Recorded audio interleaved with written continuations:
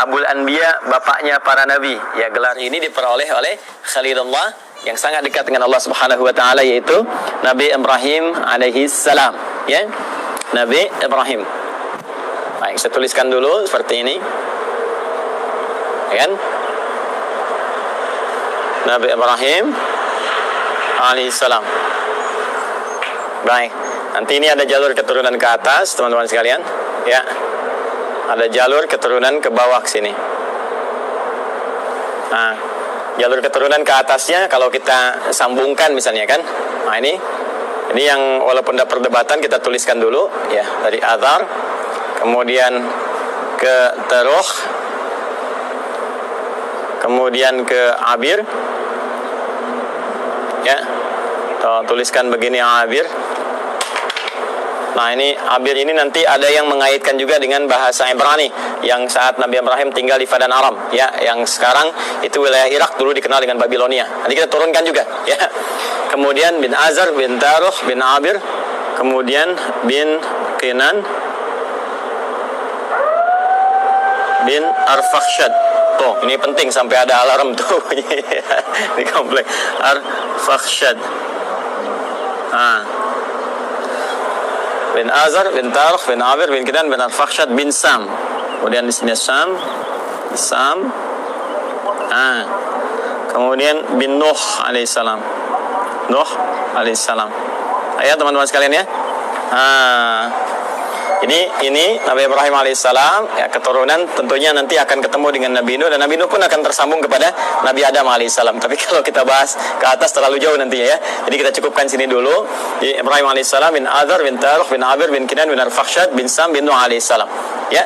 Dan Nabi Nuh alaihissalam ini nanti akan melahirkan generasi yang terus nanti berkembang, ya, menebar keturunannya, generasinya di muka bumi yang sekarang kita menjadi bagian dari keturunannya, ya, terutama dari 3 keturunan beliau, ya. Tidaklah Nabi Ibrahim itu seorang Yahudi, seorang Nasrani, tapi beliau adalah seorang Muslim yang taat, Muslim yang lurus, yang membawa garis risalah sampai dengan ke atas, ya, sampai dengan ke jalur Nabi Nuh alaihissalam.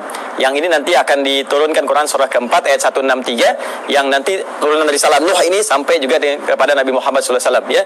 Inna auhayna ilaika, ya, kami wahyukan kepada Muhammad SAW, dan wahyu ini senafas dengan yang sebelum kamu, ya, kama auhayna ila Nuhin, seperti kami wahyukan kepada Nuh dan nabiyina, ya, setelah nabi-nabi setelah beliau. Jadi nabi-nabi terus sampai ke Ibrahim, sampai ketemu Nabi Muhammad SAW. Nah, ini kurang lebih teman-teman sekalian sampai ke Nabi Nuh ke atas, ya, dari Ibrahim terus sampai Nuh alaihissalam jami'an. Dan sekarang kita akan turunkan bagian Nabi Ibrahimnya turun ke bawah. Ini nanti kita bisa uji ya secara ilmiah, dan kita bisa bandingkan. Nanti saya turunkan komparasi, misalnya di Al-Quran bagaimana seperti ini, terus ada kalau kitab-kitab lain, nanti kita bandingkan seperti apa, nanti kita uji kebenarannya secara ilmiah, ya, sehingga ditemukan nilai kebenaran yang kita yakini. Lalu indahnya Al-Quran, silahkan memberi pilihan. Anda yakin dengan Islam, alhamdulillah, ya. Kalaupun Anda tidak dipaksa, itu pilihan masing-masing, dan setiap orang bertanggung jawab ketika kembali kepada Tuhannya, kepada Allah Subhanahu wa taala. Objektif kan, sangat adil kan, ya. Jadi menawarkan, ini dahsyatnya Al-Quran itu begini, Anda diperkenankan menguji dulu Al-Quran, ya, sebelum Anda bahkan membacanya, sebelum Anda bahkan ingin mengkajinya. Al-Quran menawarkan diuji, silahkan. Jika Anda ragu, uji. Ya, wa in kuntum fi raibin mimma nazzalna ala abdina fa'tu bi suratin min mithli. Al-Baqarah ayat 23. Ya, kata Allah, kalau Anda ragu terhadap wahyu yang kami turunkan kepada hamba terbaik kami Muhammad SAW, silahkan Anda uji, datangkan semisalnya. Ya, coba cari, ada nggak karya manusia yang mirip, ya, seperti firman Allah ini.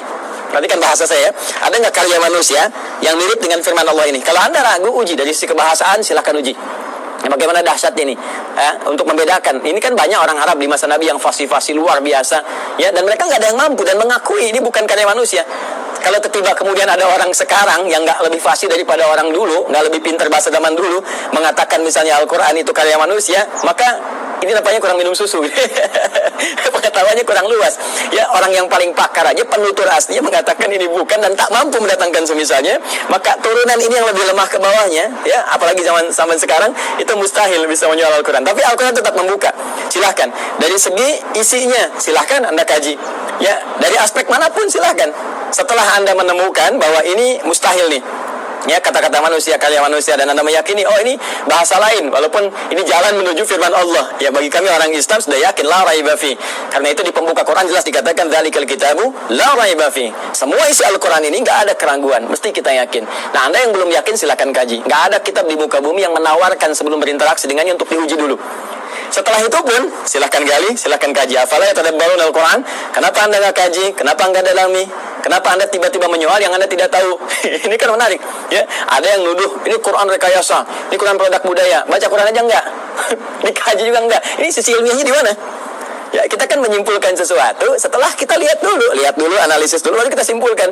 Ini ngaji enggak, baca enggak, menganalisis tidak, atau cuman lihat, cuman baca, tapi nggak paham artinya, lalu menyimpulkan. Ini kan menarik, ya. Maka silahkan teman-teman sekalian. Nah, nanti dari sini Quran menawarkan, Quran memperbandingkan, ada komparasi, dan Quran juga mengatakan silahkan cek, silahkan uji, silahkan bandingkan. Kalau Anda yakin dengan kebenaran, dahsyatnya, walaupun apa yang ditampilkan Al-Quran benar, tetap memberikan peluang kepada Anda untuk memilih secara objektif dan tidak memaksa. La ikraha fid din, enggak ada paksaan ya untuk masuk ke dalam Islam. Lakum dinukum waliyadin, bagi Anda yang Anda yakini, bagi kami yang kami yakini, tapi semua punya konsekuensi ketika kembali pada Allah Subhanahu wa taala. Baik. Sekarang kita kembalikan ke Nabi Ibrahim alaihissalam. Teman-teman sekalian, mari kita bagi genealogi turunan ke bawahnya ya Nabi Ibrahim. Ini spidol sudah mulai akan habis, dengan turunan ke atas saja ada saya ganti dengan yang baru.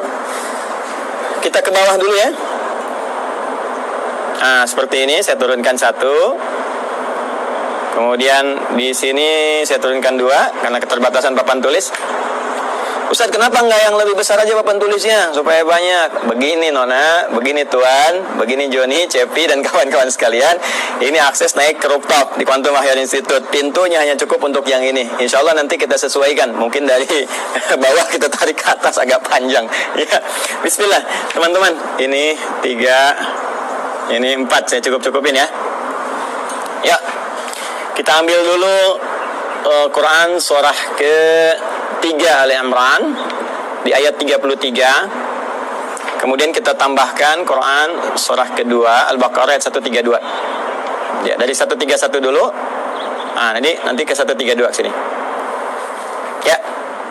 Saya mulai dengan Ali Imran dulu ayat 33. Ya, mari kita fokus lihat sinak di paling kiri di mushaf standar ya, sebelah kiri agak ke atas sedikit.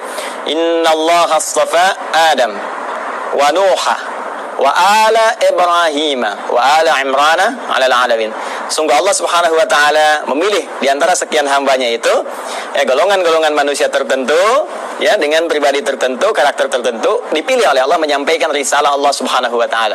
Ya, di antara mereka adalah manusia pertama Adam alaihissalam sebagai penata pondasi awal kehidupan manusia di muka bumi. Innallaha astafa Adam wa Nuha. Nah, ini kemudian rasul pertama. Kalau Adam tadi nabi pertama, kemudian Nuh alaihissalam rasul pertama. Yang ini saya turunkan ini ya.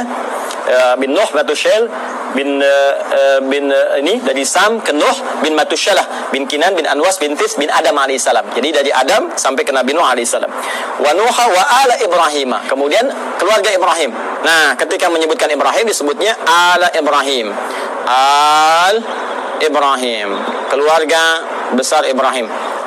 Ya, jadi kalau al ini teman-teman sekalian, ini menunjuk pada keturunan ke bawah ya, terus tanpa batas nih. Ya, keturunan terus tanpa batas sampai dia berakhir. Ya, makanya kalau ada surah Ali Imran berarti dari Imran dengan Hanna ke Maryam ke Isa, gitu kan? Nah, keturunan Ibrahim ini siapa saja?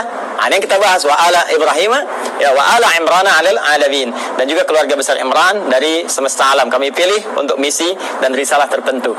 Kemudian yang menarik ke teman-teman sekalian, ala Ibrahim ini nanti ada yang spesifik disebut dengan anak keturunan. Jadi kalau al itu terus ya sampai keluarga, sampai turunan ke bawah. Nanti dari turunan anak-anak ini teman-teman, ya misalnya anak laki-laki atau ada pernah perempuan, terus langsung turunannya ini secara langsung ya, secara langsung generasi pertamanya ini, sampai dengan ke bawahnya nanti itu bisa disebut secara genealoginya. Kalau ini kekeluargaannya, kalau ini genealogi turunan ke bawahnya itu disebut dengan bani namanya. Ya, jadi kalau satu laki-laki disebut ibnun begini. Nah, kalau satu perempuan disebut ibnatun begini. Karena ini hamzah wasol kadang dibuang, harakatnya dipindah ke sini. Kalau harakat dipindah, kemudian ujungnya wakaf mati jadi bin istilahnya. Anak laki-laki.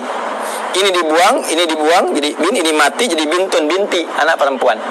Ya, Isa bin Maryam, Isa anak laki-lakinya Maryam.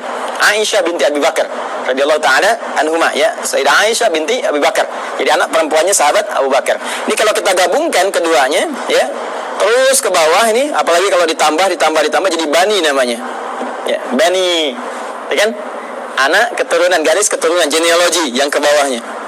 Baik, nah sekarang kita sambungkan ke Quran surah 2 Al-Baqarah ayat 131. 131 yang mengatakan idh qala lahu rabbuhu aslim qala aslamtu lirabbil alamin. Ini dasar pertama. Ketika Rabbnya mengatakan ya kepada Nabi Ibrahim alaihissalam, Nabi Ibrahim punya Tuhan, ya Tuhannya Allah Subhanahu wa taala, difirmankan oleh Allah aslim, tunduk patuh kamu kepada semua ketentuan Tuhan. Ya, jadi aslim itu kata perintah, fi'il amr. Ya, aslim tunduk patuh. Jadi orang yang disebut dengan muslim, ya, bingkainya disebut dengan Islam. Jadi Islam itu bingkainya dari kata aslama yuslimu islaman. Ya, Islam itu ya disebut dengan bingkainya, frame-nya ketika kita masuk ke dalamnya beriman, yakin kita masuk. Ya, begitu masuk namanya muslim kita. Keyakinan kita menjadikan kita mukmin. Mukmin itu keyakinannya, muslim itu orang yang masuk ke dalam bingkainya. Muslim. Ya, tunduk patuh. Jadi nama muslim Islam itu memberikan kesan bahwa kita mesti tunduk, mesti patuh dengan perintah Allah Subhanahu wa taala, jangan melanggar ketentuan, ikuti semua arahan-arahan, perintahnya, jauhi larangan. Itulah Islam. Jelas ya? Orangnya muslim. Maka kata Allah Subhanahu wa taala berfirman pada Nabi Ibrahim, "Aslim, kamu tunduk patuh pada perintah Tuhan." Ya, maka beliau katakan aslamtu lirabbil alamin. Saya siap ya Allah. Sami'na wa ata'na. Ya, kita tunduk, kita patuh, kita taat, ya. Maka beliau katakan aslamtu lirabbil alamin, saya tunduk, saya patuh ya Allah kepada Rabb semesta alam, seluruhnya tanpa kecuali. Maka di sini Al-Qur'an mengatakan beliau hanifah muslimah, orang yang lurus, yang tegak, yang patuh, muslim. Ya, sifatnya disebut apa tadi? Islam. Ya, jadi di sini kalimat pertama ingin saya tegaskan bahwa risalah-risalah yang dibawa Nabi Ibrahim sampai ke Nabi Nuh, ya, sampai bahkan ke Nabi Adam alaihissalam, sampai turunan di ke bawah, tidak akan lepas dari misi yang sama, yaitu misi untuk tunduk patuh pada ketentuan Allah Subhanahu wa taala, tunduk patuh pada ketentuan Tuhan, ditugaskan tunduk patuh. Jadi nggak ada nabi yang berkhianat, ya, nggak ada nabi yang melanggar, nggak ada nabi yang bergeser pada ketentuan Tuhan. Semua dijaga, penjagaannya disebut maksum. Karena itu sifat nabi, rasul itu punya sifat maksum, terjaga dari salah. Kalaupun naluri manusianya ingin berbuat salah, maka diluruskan. Tidak, ini ya, ini yang benar. Ya, walaupun bergeser dari nilai-nilai risalah ke kemanusiaan, nanti akan ditarik kembali. Ini manusia. Ya, sedangkan kamu punya visi kerasulan. Kamu manusia, kerjakan sifat kemanusiaannya, itu normal, itu biasa. Tapi risalah kerasulan menjagakan kamu terjaga dari perbuatan-perbuatan yang menyimpang.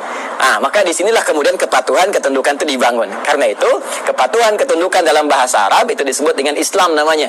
Orangnya muslim. Karena itu semua risalah, bahkan dari Nabi terakhir, Nabi Muhammad SAW, sampai ke atas, risalahnya risalah Islam.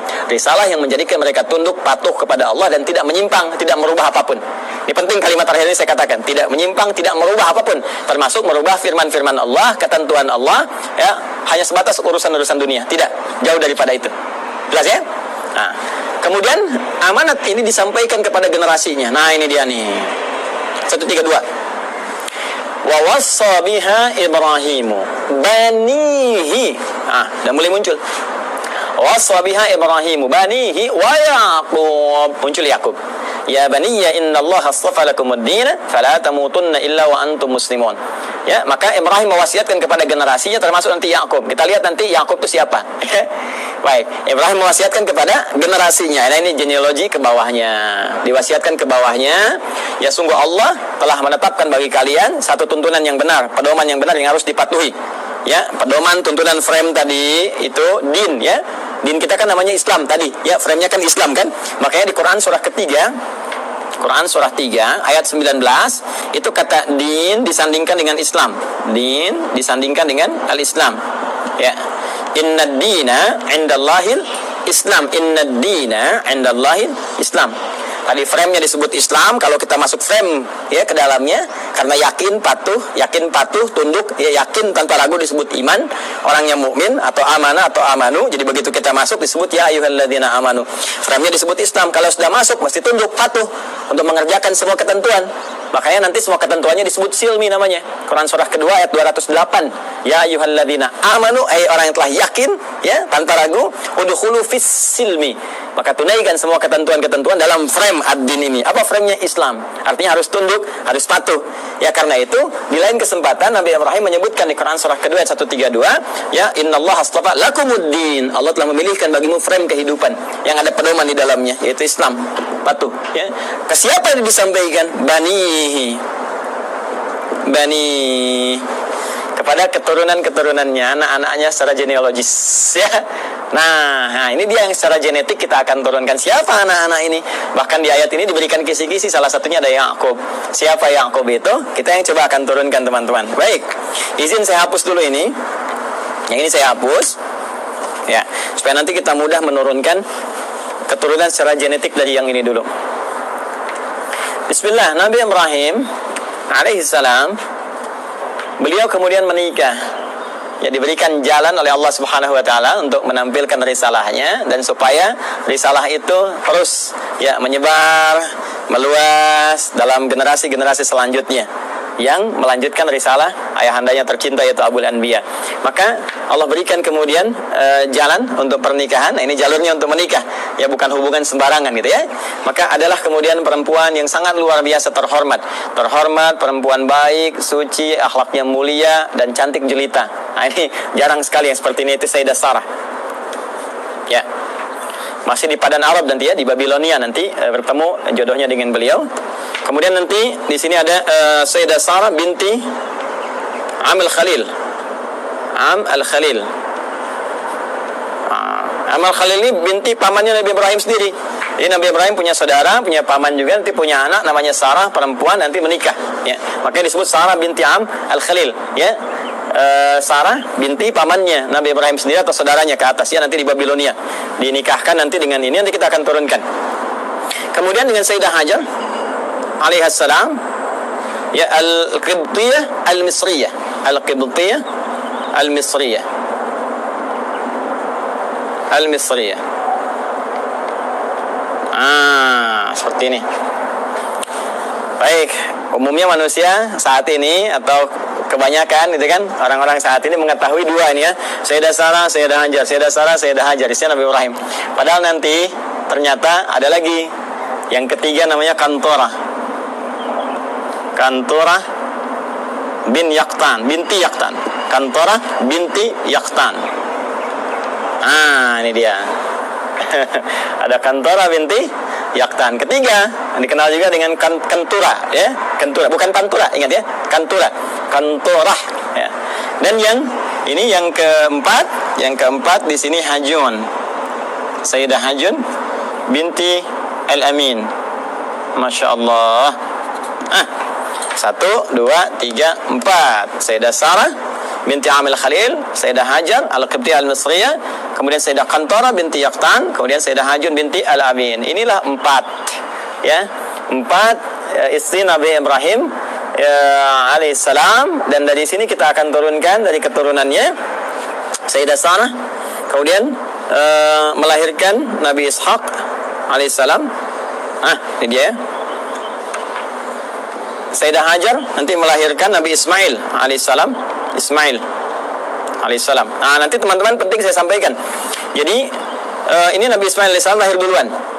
Ya, lahir duluan.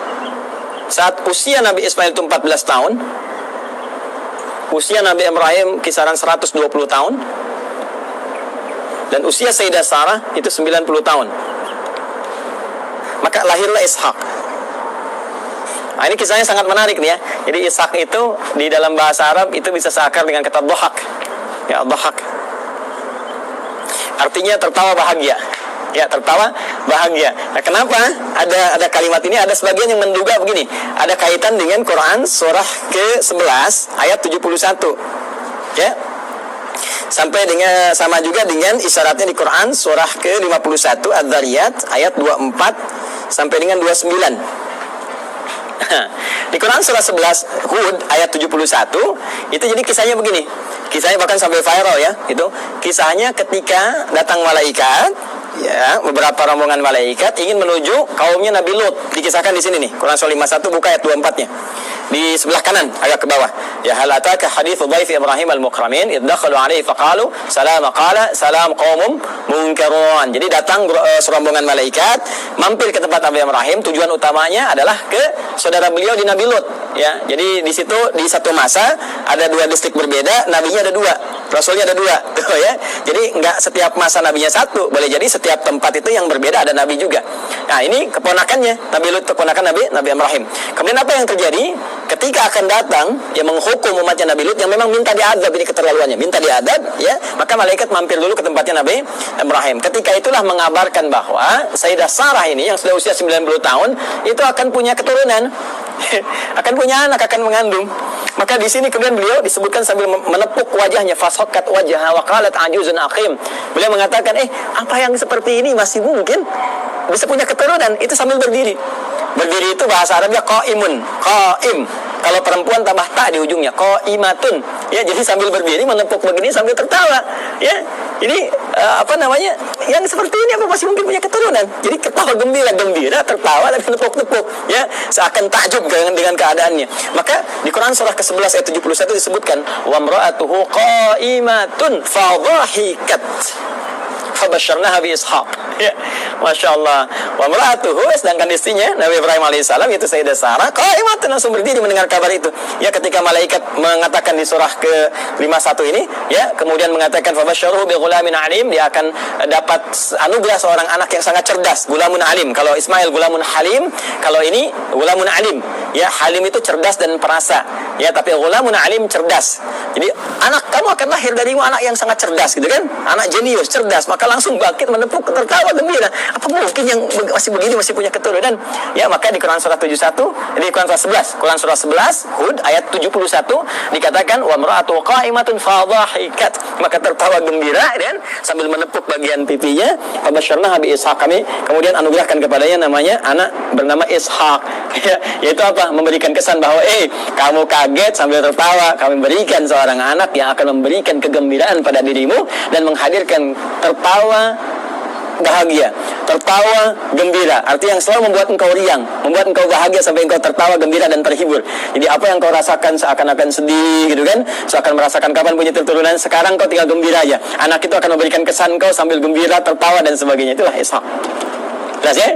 Nanti ada Ismail dari Sayyidah Hajar, ya, alaihissalam. Ini disebut di Al-Quran gulamun halim, anak cerdas yang punya empati tinggi, rasa tinggi. Sehingga nanti banyak kisah, kita akan masuk ke kisah itu ketika akan menurunkan Ismail sampai ke Nabi Muhammad SAW, ya. Itu bagaimana bapaknya akan membawa tugas yang tidak mudah, meninggikan bangunan Ka'bah yang hancur atasnya di masa Nabi Nuh itu. Tiba-tiba nanti Ismail datang membawa batu, merasakan bagaimana beban kerja ayahnya, pengen bantuin, ya. Sehingga ketika Nabi Ibrahim mulai bekerja, tapaknya disebut Makam Ibrahim. Nabi Ismail membawa batu disusun-susun, susunannya disebut dengan Hijr Ismail. Sampai sekarang sudah ada di area Ka'bah. Nanti puncaknya saat peristiwa kurban itu. Nanti ya, supaya nggak terlalu panjang, kita berhenti dulu di sisi genetik dulu ya, sampai sini. Nah, dari Kantorah, Sayyidah Kantorah, ini juga nanti menurunkan ada keturunan-keturunan. Ya, diantaranya nanti satu Madian. Nah, nanti teman-teman pernah dengar Nabi Musa alaihissalam ketika dikejar-kejar, ya, prajurit Fir'aun, ya, dalam peristiwa itu kan pergi ke Madian dulu kan. Nah, ini nanti ada keturunan dari Sayyidah Kantorah. Kemudian ada Madian, ada Zamran, ya. Kemudian yang ketiga ada Suraj.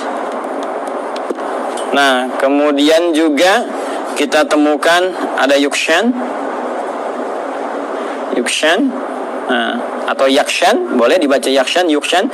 Kemudian juga yang kelima ada Nasak atau Naksan, ya, Nasak, ya, atau ada yang menyebutkan Nakshan, ada yang menyebutkan Nasak, ya. Yang keenam sebenarnya ada 6 anak, cuma yang 6 tidak diketahui, tidak disebutkan. Jadi di Madian, Zamran, Suraj, Yukshan, Nasak, dan yang keenam ini tidak disebutkan, ya.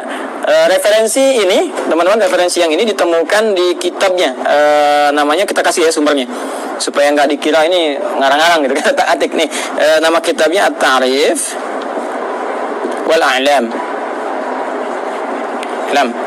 Karya siapa? Syekh Abul Qasim As-Suhaili. Ini bukan hanya saya yang pertama menyampaikan, bahkan dikutip pertama kali nanti yang di dalam satu kitab yang populer, nama kitabnya Al-Bidayah Al-Bidayah wan Nihayah, karya Al-Imam Ibnu Katsir. Kalau sama dengan cetakan yang kami jadikan referensi, itu ada di jilid 1 halaman 407. Ya. Ini nanti disebutkan yang 5, cuma yang 6 nggak disebutkan. Ya, jadi ini ada Madyan, Zamran, Suraj, Yaksan, kemudian Nasak, teman yang ke-6-nya tidak disebutkan. Ya, kalau ada perbedaan sedikit tipis ya, kayak ini misalnya Nasak ada disebutkan Naksan, ini Yakshan, yang Yuksan itu bacaan-bacaan di ahli bahasa atau ahli terjemah saja. Kemudian dari Hajun ini juga ada Kisan atau Kaizan, kan? Kemudian ada Suraj, namanya sama dengan ini, Suraj. Kemudian yang ketiga ada Amim, ada juga yang menyebutnya Umaim. Ya, seperti ini. Ada Kaisan, ada Suraj, ada Amim atau Umam. Yang keempat Lutan. Bukan Ethan ya, Ethan Tom Cruise ya. Lutan. Dan yang kelima Nafis. Ini kurang lebih 13 keturunan Nabi Ibrahim alaihi salam, ya, dari istri-istri beliau. Dan nanti dahsyatnya nanti ya, mungkin episodenya akan panjang gitu. Di Kontora ini nanti juga ada satu penelitian dugaan kuat bahwa itu yang menjadikan turunan dari bangsa Melayu, Jawa khususnya. Ya, disebutnya bangsa Jawi gitu kan. Jawi itu dulu ya mencakup Melayu semua, karena waktu ke Arab itu dikenalnya dengan Jawi, bangsa Jawi. Jadi Jawi itu bukan cuma Jawa yang dalam konteks ini di kita di Indonesia ada Jawa Barat, Jawa Tengah, Jawa Timur, tapi Jawi itu nanti luas termasuk Melayu dan sebagainya. Nanti satu saat kita akan belajar ke sana, insya Allah. Ini teman-teman sekalian kurang lebih ya, ini referensinya, ini gambarannya. Yahudinya kan belum ketemu. Ya, sekali lagi Yahudinya belum ketemu, maka kita harus turunkan minimal sampai tadi Yakub tadi, karena kan tadi saya katakan di Al-Baqarah 132 kan, wasabiha Ibrahimu banihi wa Yakub. Yakub siapa? Yakub. Karena ini urutannya di sini 1, 2, 3, 4, kita turunkan ini dulu. Ya. Ini saya hapus dulu yang ini ya. Sudah dicatat ya. Kalau nanti teman-teman belum sampai catatannya, nanti lihat di rekaman ya, di review, diturunkan kembali.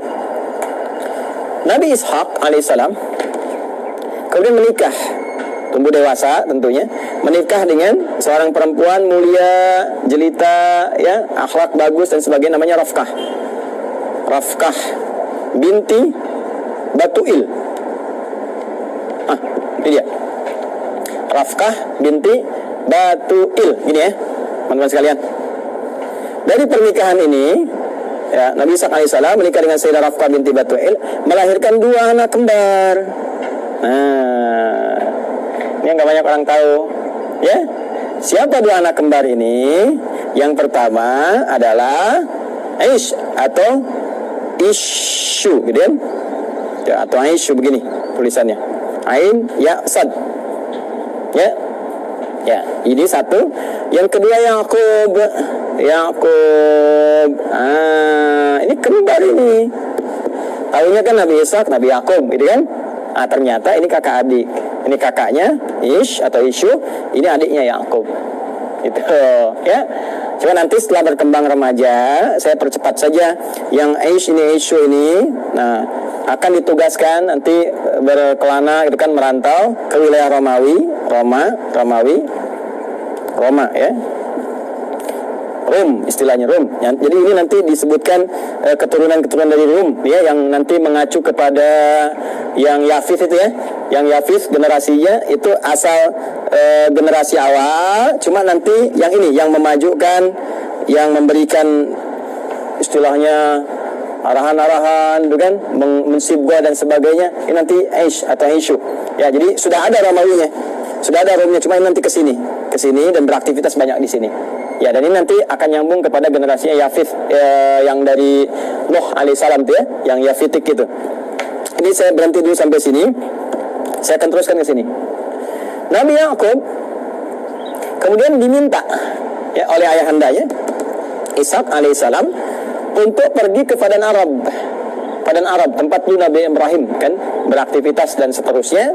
Di Padan Arab ini, nah ini sudah kelihatan gitu ya, ada isyarat-isyarat bahwa ini kalau sudah jalurnya ke sana, ini ada jalur-jalur risalah, jalur kenabian dan sebagainya. Maka dimintakan untuk bertemu dengan abangnya Rafkah ini. Ya, abangnya Rifqah. Beliau punya abang, berarti paman ya ke sini ya, paman ya, atau Pak D-nya gitu kan. Nah, punya abang namanya Laban. Ya, di sini punya abang namanya Laban. Ada juga yang menyebut dengan Laman namanya, Laban atau Laban, bukan Gaban ya, Laban, Laban atau Laman. Nah, Laban secara singkat ini punya 2 orang anak. Ya, saya ulangi ya, punya berapa orang anak? 2 orang anak. Nah, teman-teman sekalian, singkatnya ketika Nabi Yakub alaihissalam itu datang ke padang Arab, kemudian ke Babilonia, mencari dan sebagainya, maka setelah perjalanan itu ditemukanlah nanti salah seorang perempuan bertanya kepadanya dan ditunjukkan tempatnya Laban. Ternyata itu anaknya. Siapa anaknya itu? Namanya Rahil. 1, Rahil. Jelas? Nah, ini anak yang pertamanya. Nah, kemudian teman-teman sekalian, setelah tinggal di sini ditemukan juga kakaknya Rahil. Jadi yang pertama bertemu dengan Rahil dulu. Ini adiknya, adik. Nah, kemudian yang kedua bertemu dengan kakaknya Rahil, dipertemukan dengan kakaknya Rahil, ya. Siapa namanya? Nah, kakaknya Rahil ini namanya Laya, kan? Laya, atau juga ada yang menyebut dengan Lea. Nah, ini kan Laya atau Lea. Nah, secara singkat ternyata beliau ini ditugaskan untuk menyampaikan pesan kepada Laban supaya ini bisa besanan. Nabi Ishak bisa besanan dengan Laban. Maka dimintalah untuk menikah, memilih salah satunya. Ya, memilih salah satunya, walaupun ada riwayat menyebutkan Nabi Yakub ini nanti ditawarkan untuk menikahi dengan Laya dulu, kakaknya dulu. Ya, jadi ini kakak didahulukan. Kemudian beliau kan seorang yang sangat perasa ya. Yakub itu punya keunggulan yang luar biasa. Ya, beliau seorang yang sangat dekat ya dengan Allah, rajin ibadah. Kemudian lebih daripada itu juga sangat merasakan tidak ingin menyinggung orang, ya, curhatnya diserahkan kepada Allah sehingga orang-orang banyak nggak tersakiti. Jadi ini yang menjadikan beliau daripada nanti satu menikah, yang lain merasakan nggak nyaman, maka mengajukan dua-duanya dinikahin. Nah, ini belum turun syariat yang di era Nabi Muhammad SAW. Turunnya Quran surah keempat An-Nisa 23, larangan menikahi kakak adik.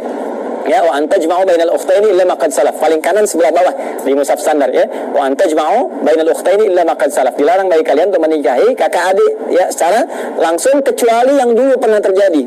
Ya, karena keadaan sekarang beda. Dulu orang bisa mengendalikan, bisa tahu, bisa paham, dan untuk menjaga keturunan yang sangat terbatas keadaannya pada waktu itu. Sekarang sudah banyak menyebar. Makanya dilarang sekarang menikahi kakak adik dalam satu mahram. Ya, dulu masih berlaku illa ma qad salaf. Maka dinikahilah kemudian Laya, ini pertama kali.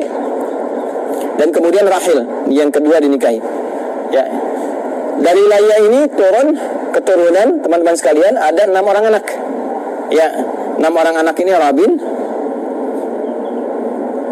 Kemudian 2 Syam'un atau Simon. Dan yang ketiga Lewi, atau disebut juga dengan Lewi. Ya, Lewi, dia Lewi. Tulisannya begini, bukan Levis ya, Lewi. Lewi ini. 4 Yahuda. Kemudian yang kelima Izakar. Yang keenam Zabulun.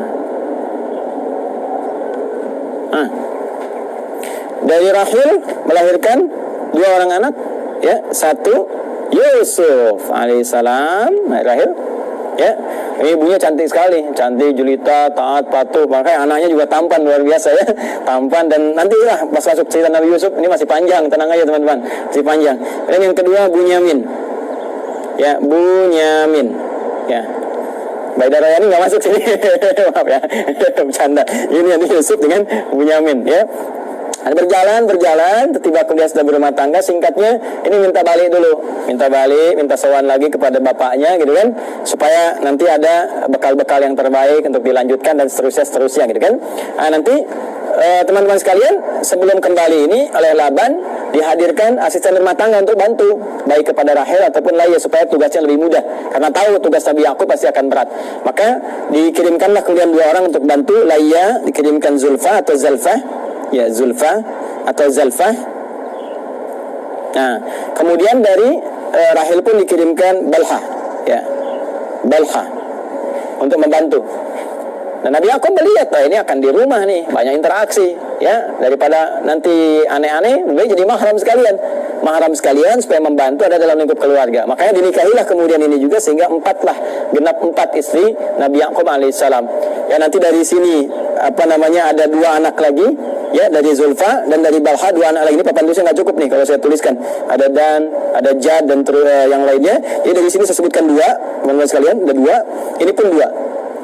Ya, jadi dari sebelumnya 6 dari Laya, tambah 2 dari Rahil, 6 tambah 2, 8, tambah 2 dari Zulfa, 10, tambah 2 dari Balha, 12.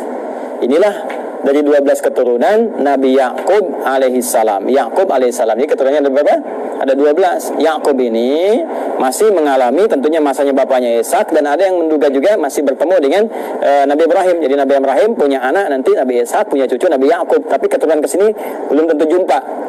Ya, di yang cicitnya lagi sampai ke Yakub masih ada. Maka Yakub meneruskan wasiat bapaknya Ishak, Ishak meneruskan wasiat bapaknya Ibrahim. Makanya seringkali ditemukan kalimat ya Ismaila wa Ishaqa wa Yaquba gitu kan, wal asbat ini 12 ke sini. Jadi Yakub meneruskan ke sini. Ya, nah ini teman-teman sekalian gambaran ini. Nah, Nabi Yakub ini seperti saya katakan tadi, nabi yang sangat baik, taat, patuh, gitu kan? Ciri-ciri hamba lah. Hamba dalam bahasa Arab disebut abdun. Dalam bahasa Ibrani pada saat itu disebut dengan Isra. Ya, hamba siapa ya? Hamba Allah. Jadi kan puncak pujian Allah kepada ya ciptaannya, makhluknya, manusia itu sifatnya bukan disebut Nabi Rasul. Nabi Rasul itu menunjuk pada tugas dan berita besar yang dibawa. Puncak pujiannya justru terletak pada kalimat hamba, abdun. Makanya Rasulullah SAW ketika diisrakan itu disebutnya dengan kata abdun. Subhanalladzi asra bi abdihi. Ya? Maka ini pun dipuji dengan sifat penghambaannya, itu Isra, hamba Allah yang taat. Allah dalam bahasa Ibrani pada saat itu disebut dengan Il. Ya, maka disebut dengan Israel. Asalnya kata Israel ini menunjuk kepada Yakub alaihissalam. Mana Nabi Yakub nih ya? Nah, di sini. Nih. Asalnya menunjuk kepada Nabi Yakub alaihissalam, yaitu Israel. Il ini sudah kita temukan juga di Jibril, Mikail, Israfil, Israel, dia malaikatnya Allah Subhanahu wa taala. Israel hamba, ya, Il Allah yang taat, yang saleh. Anak-anak tadi yang ini, teman-teman masih ingat kan istilahnya? Ya kan? Kalau dikumpulkan semuanya menjadi bani kan istilahnya? Maka muncullah istilah Bani Israel. Jadi asalnya konotasi Bani Israel itu positif. Anak-anaknya keturunan Nabi Yakub yang saleh, yang baik. Nabi Yakub yang saleh, yang baik. Nah, itu disebutkan Bani Israel supaya memberikan kesan untuk ikuti bapakmu. Jangan menyimpang, jangan jauh-jauh. Makanya di Quran nanti banyak diksi menunjukkan dia Bani Israel. Disadarkan lagi, hai Bani Israel, kamu ini kan punya kelebihan, bapakmu itu baik, bapakmu soleh. Jangan berbuat seperti ini. Itu menodai cita keluarga, ya, menyakiti bapakmu dan memberikan kesan yang tidak bagus itu dalam keluarga, dalam keturunan. Maka perbaiki, ajak balik. Bahkan nanti diajak untuk kembali lagi. Ketika menyimpang, ajak balik. Sifatnya disebutkan, kata kerjanya disebutkan. Nah, apa sifatnya itu? Apa kata kerjanya? Dan dari mana kemudian muncul generasi Yahudi? Ya kan? Ada yang mengatakan ini paham keagamaan, ada yang mengatakan turunan dari 12 anak yang ini muncul. Siapa 12 anak ini yang melahirkan Yahudi? Apakah itu benarkah paham keagamaan atau keyakinan? Atau doktrin tertentu? Ya, sampai kagetnya sampai tukang-tukang juga lewat ngasih intro. Kalau Anda mendengar, kita akan lanjutkan dan sambungkan di kesempatan yang lain insyaallah. Hadis yang perdana tentang genealogi Yahudi dalam Al-Quran, hadis-hadis Nabi dan fakta sejarah yang kita gali. Adi Hidayat, semoga bermanfaat. Assalamualaikum warahmatullahi wabarakatuh.